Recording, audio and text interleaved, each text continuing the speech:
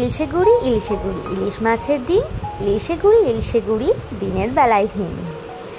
কবিতার লাইনটা মাছের রূপের সাথে একেবারে মিলেমিশে একাকার। এক পেট ভর্তি ডিম দেখে যেন আমি আর লোভ সামলাতে পারছি না। মনে হচ্ছে কতক্ষণে মাছের পেটের ডিমটাকে আমি আমার নিজের পেটে দেব। সেই জন্য লেগে পড়েছি জোর কদমে তোড়জোড় করতে। আজকে বানাচ্ছি সর্ষে পোস্ত দিয়ে ইলিশ মাছ। তো ইলিশ হচ্ছে আমাদের মাছের রানী যাকে বলে, আর বাঙালিরা হচ্ছে পুরো খাদ্যরসিক, রসিয়ে কষিয়ে খেতে সবাই অল্প পছন্দ করে। তো ওই জন্য সর্ষে, পোস্ত, কাঁচা লঙ্কা ভালো করে পেস্ট করে নিয়েছিলাম শিলে। অবশ্যই আমি কিন্তু মিক্সিতে মশলা পেস্ট করি না।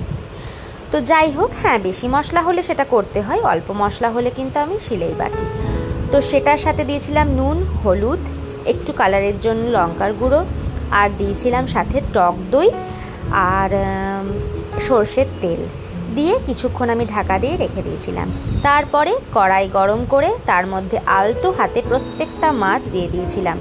তার উপর দিয়ে দিয়েছিলাম কয়েকটা কাঁচা লঙ্কা, নিজেদের ঝাল অনুযায়ী দিয়েছিলাম সর্ষের তেল। ব্যাস মাছগুলোকে হালকা হাতে ওলট পালট করে ঝোল ফুটে এলেই ঢাকা দিয়ে দিতে হবে।